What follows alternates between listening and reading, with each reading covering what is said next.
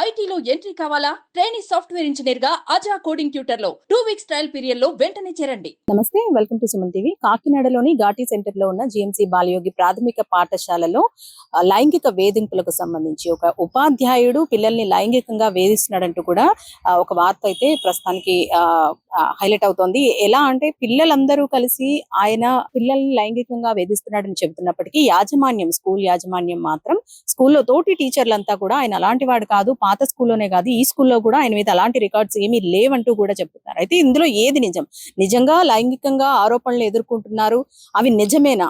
ఇవన్నీ కూడా మనం తెలుసుకుందాం. ప్రస్తుతం వన్ టౌన్ సిఐ మనతో ఉన్నారు. సార్ నమస్తే అండి.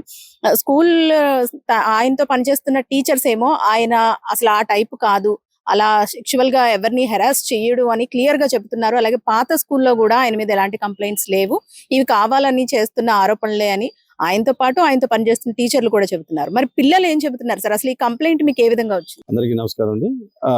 మేము గవర్నమెంట్ యొక్క ప్రాధాన్యతలో భాగంగా మా జిల్లా ఎస్పీ గారి ఆదేశాల మేరకు ప్రతి స్కూల్స్ లోను కాలేజెస్ లోను ఈ గుడ్ టచ్ బ్యాడ్ టచ్ అనేది మహిళల మీద జరిగే అగత్యాల గురించి మేము ఈ అవేర్నెస్ కార్యక్రమాలు నిర్వహిస్తున్నాం. దాంట్లో భాగంగా ఈరోజు ఘాటీ సెంటర్లో ఉన్న బాలయోగి హై స్కూల్లో ఈరోజు మనం ఈ అవేర్నెస్ ప్రోగ్రామ్ ఉమెన్ పీసీ గారితో నిర్వహించడం జరిగింది. దాంట్లో వచ్చేటి కొంతమంది అదే క్లాస్ అయిపోయిన తర్వాత కొంతమంది పిల్లలు ఇలాగా మాస్టర్ యొక్క బిహేవియర్ బాగాలేదని చెప్పేసి కంప్లైంట్ చేయడం జరిగింది. అదే సందర్భంలో ఈలోపు అదే విషయం వాళ్ళ పేరెంట్స్ కూడా తెలిసింది. వాళ్ళు కూడా కొంతమంది పేరెంట్స్ వచ్చారు. వెంటనే మేము అతని దగ్గరికి తీసుకుని రావడం జరిగింది.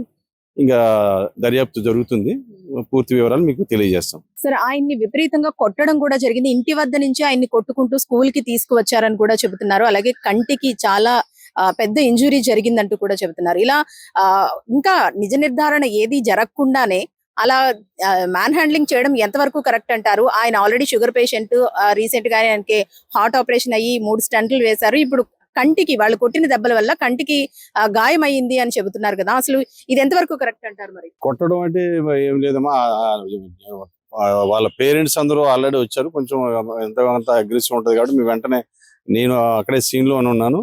ఆయన వెంటనే రిసీవ్ తీసుకుని మనం ఆల్రెడీ నా జీబులో ఆయన సేఫ్ గా జీబులో తీసుకోవడం ఉంది. అక్కడి నుంచి మనం తీసుకురావడం జరిగింది. రిమైనింగ్ అని దర్యాప్తులో తెలియజేస్తాం. ఫర్దర్ గా ఎలాంటి యాక్షన్ తీసుకుంటారు సార్? ప్రస్తుతం అయితే పోక్సో చట్టం కింద కేసు నమోదు చేస్తాం. కంప్లైంట్ ఇచ్చిన తర్వాత మేము దర్యాప్తు చేస్తాం. దర్యాప్తులో అన్ని విషయాలు మీకు తెలియజేస్తాం. సార్ ఇంకొకటి ఫైనల్ గా స్కూల్ కంప్లైంట్ బాక్స్ లో ఒక లెటర్ వచ్చింది. ఇప్పుడు ఆరోపణలు ఎదుర్కొంటున్న ఉపాధ్యాయుడు ఎవరైతే ఉన్నారో ఆయన మీద ఒక కంప్లైంట్ లెటర్ వచ్చిందని చెబుతున్నారు. అందులో కూడా ఎవరు ఊరు పేరు రాయకుండానే ఆయన మీద ఆరోపణలు చేస్తూ ఒక లెటర్ వచ్చింది. అలాగే అది ఫుల్ గా ఇంగ్లీష్ లో ఉంది. ఆ స్కూల్ స్టూడెంట్స్ రాసేంత ఇంగ్లీష్ కూడా కాదు అంటున్నారు. ఇది కరెక్టేనా? మీకు ఆ లెటర్ గురించి ఏమన్నా ఇన్ఫర్మేషన్ ఉందా? ఇది మా నోటీస్ లో రాలేదమ్మా. నోటీస్ లో రైట్. Thank you. దానికి జిఎంసి బాలయోగి ప్రాథమిక పాఠశాలలో జరిగిన లైంగిక వేధింపుల ఆరోపణలకు సంబంధించి ప్రస్తుతం ఉపాధ్యాయుడిని అయితే పోలీసులు అదుపులోకి తీసుకున్నారు. అయితే తీవ్రంగా కొట్టడం వల్ల కంటికి గాయమైనట్లుగా చెబుతున్నారు. ఈ పేరెంట్స్ ఎవరైతే ఉన్నారో వీళ్ళంతా కూడా ఇంటి వద్ద నుంచి ఆయన్ని కొట్టుకుంటూ తీసుకురావడంతో గాయాలయ్యాయని చెబుతున్నారు. ప్రస్తుతం ఆయన పరిస్థితి కంటికి బలమైన గాయం కావడంతో ఆయన్ని హాస్పిటల్ కి తరలించే అవకాశం కూడా అనిపిస్తోంది. అయితే ఇది నిజంగా ఆయన లైంగిక ఆరోపణలు వాస్తవమని తేలితే కనుక పోక్సో చట్టం కింద కేసు నమోదు చేసే అవకాశం అయితే కనిపిస్తోంది. కెమెరా పర్సన్ చిన్నతో అనుశ్రీ, సుమన్ టీవీ, కాకినాడ.